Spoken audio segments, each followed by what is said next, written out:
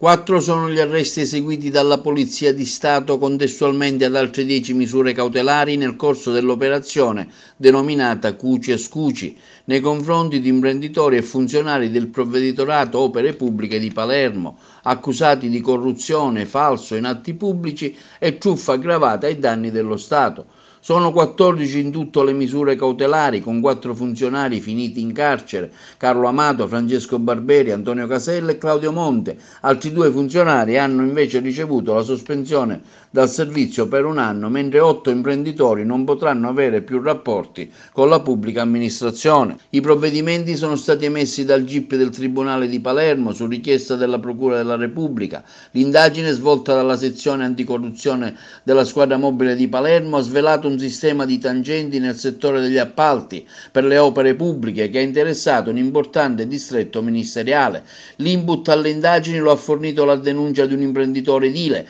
al quale erano state chieste mazzette da parte di alcuni funzionari in servizio presso il Provveditorato interregionale per le opere pubbliche per lavori di ristrutturazione di una scuola elementare in provincia di Palermo.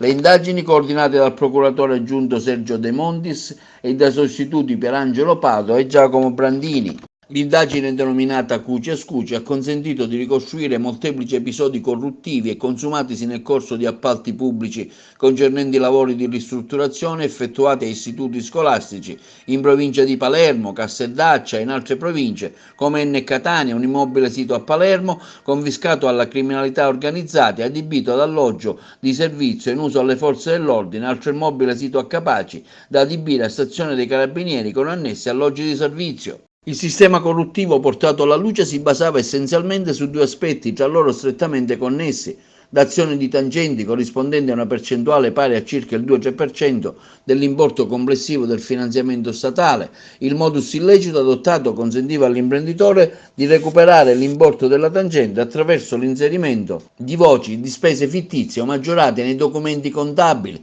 predisposti dai pubblici ufficiali, e in particolare lo stato di avanzamento dei lavori, il certificato di pagamento e la perizia di variante.